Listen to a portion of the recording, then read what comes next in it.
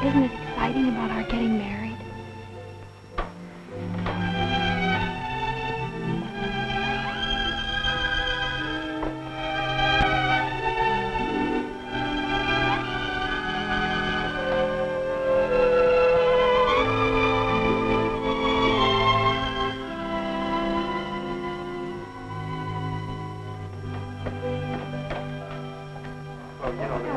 Walking on a pink cloud. So I asked her last night at a graduation prom, and she said yes. We're going to be married in August. Wow, married? But she's just finishing high school, and you still have 2 years at the university. That's a tough road, Larry. What are you going to use for money? Well, Sue's folks were going to pay something to put her in junior college here in town for 2 years. So we'll have that. But instead of going to college, she'll get a full-time job in campus town. Say she doesn't care anymore about education. So with that, and my part-time job, we'll get by. Uh-oh. Here's Sue now. You two probably want to be alone.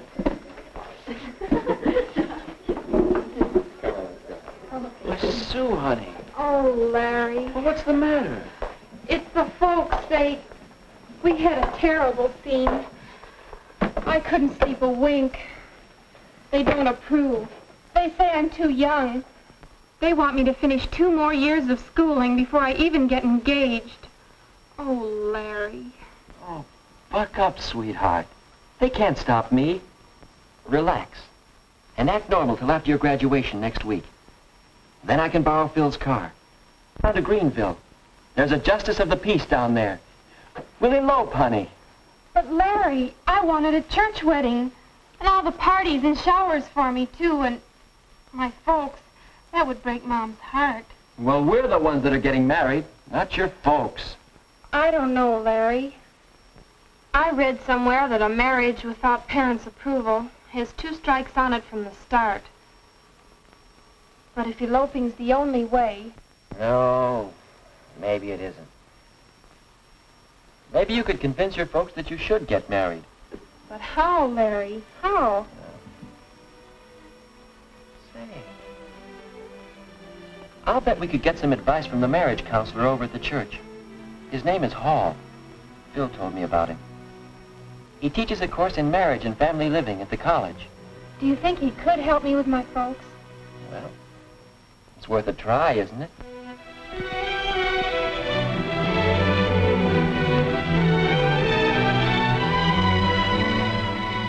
My folks don't understand the way I feel. So that's the story, Mr. Hall. Do you think you can help us get married? Why, I'm in favor of marriage. In fact, I spend a good deal of my time helping people to get ready for marriage. Now, let's see. You've known each other for... 3 months, 1 week, 2 days, and 17 hours. And you're 18, Sue? And 19, Larry? Have either of you ever been in love before? Well, but not like this. This is the real thing. Yes. I had a chum in college who had the real thing with 8 successive girls. Oh. Oh, it's all right if you have it, fine. It's a very important factor in building a happy marriage. But tell me, how do you know it's real love, the kind you can get married on? Why, ever since I first met Larry, I haven't wanted to date anyone else. The whole 3 months now. And besides, I haven't even had 1 quarrel with him.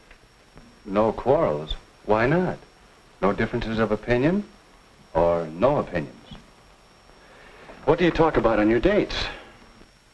Oh, movies and popular songs. Orchestras, dancing. And... Larry's chosen profession, engineering? No, I don't understand any of it. I don't like to hear about it. Why, Sue, honey, I didn't know you felt that way.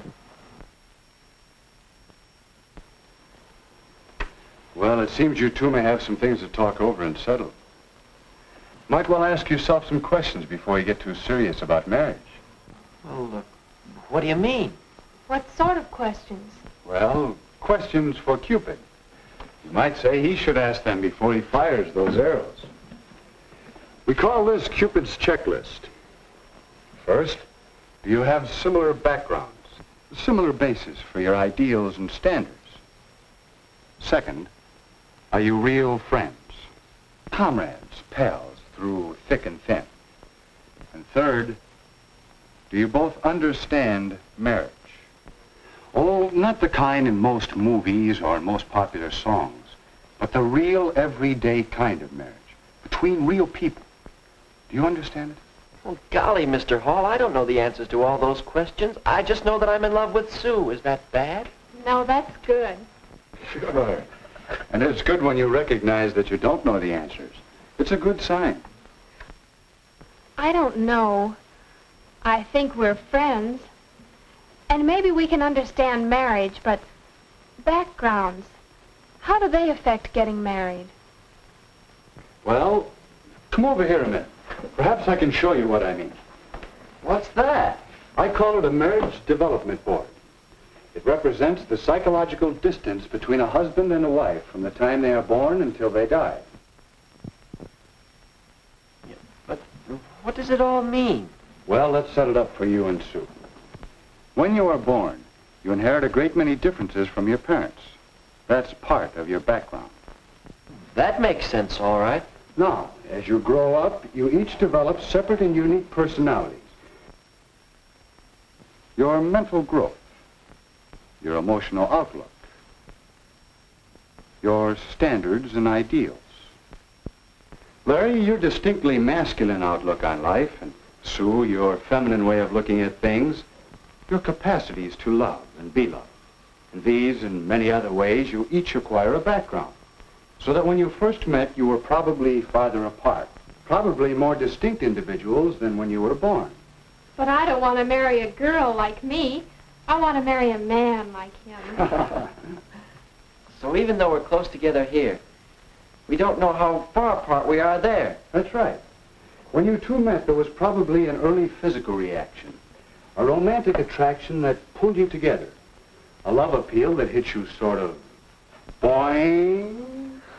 How did you know? Well, it happened to me. It happens in some degree to most couples who become happily married. But it takes more than this boing. For you see, if you're too far apart psychologically, if your backgrounds are not similar enough, it can cause a great deal of argument and unhappiness until... It's gone. Where'd it go? That's what you'll be saying about your romantic love if these other things cause a breakup. No, sir. This is forever with Larry and me. Fine, I hope so.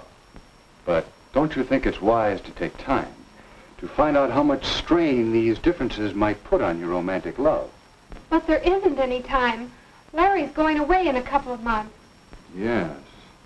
Did you two ever see these figures on length of engagement and how it relates to chances for happiness in marriage? No. Two separate studies showed the chance for happiness improves with a longer engagement period. It's fair for 6 months, better for a year or 2 years. Is that because there's a better chance to find out some of these differences and become real friends? Yes, a chance to find out if your relationship will wear well. Yes, but can't we settle these differences after we're married? And if you aren't successful, before you become too deeply involved, find out if the distance might turn out to be too great. Here's another angle that should interest you both. How age when married affects the chance for happiness. You can see that the chances are better after the man reaches 21 or so.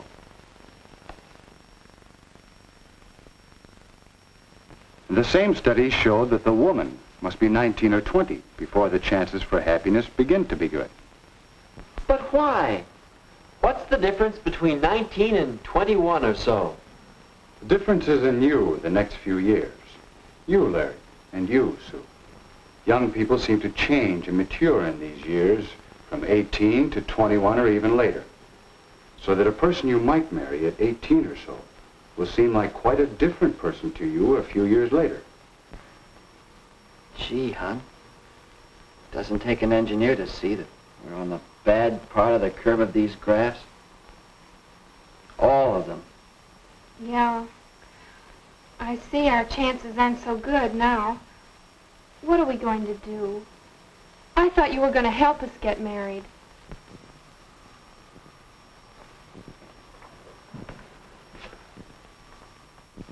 I believe I can.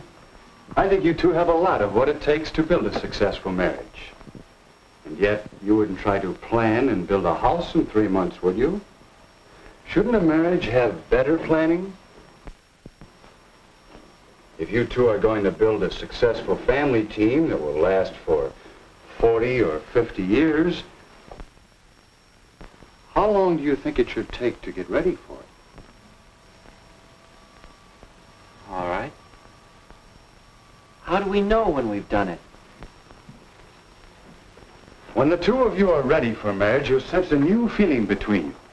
The two of you united as a pair, thinking as one unit, acting as one unit in the building of a marriage and a new family. Your sense of pairedness shows up in the way in which you consider what's best for the pair of you over what you want individually for yourself. Think how often you speak of things from my point of view instead of ours. How often you say, I want, instead of we want.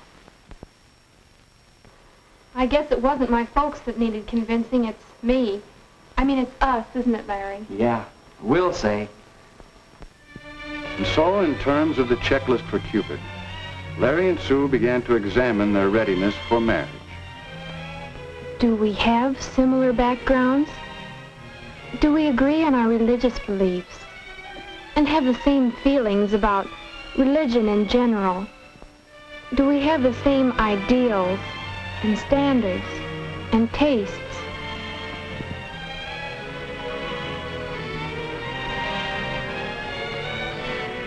Do we enjoy the same friends? Do we share the same interests?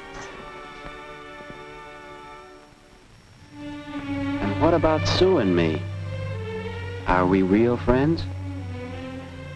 Do we have a real happiness in being together? Talking? Or just doing nothing together? Does each of us really want to make the other one happy?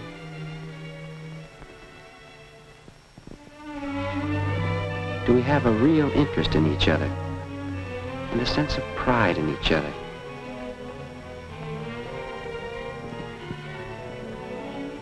Do we know each other's peculiarities? Do we both have a spirit of give and take? Can we quarrel and come out of it with something better than before?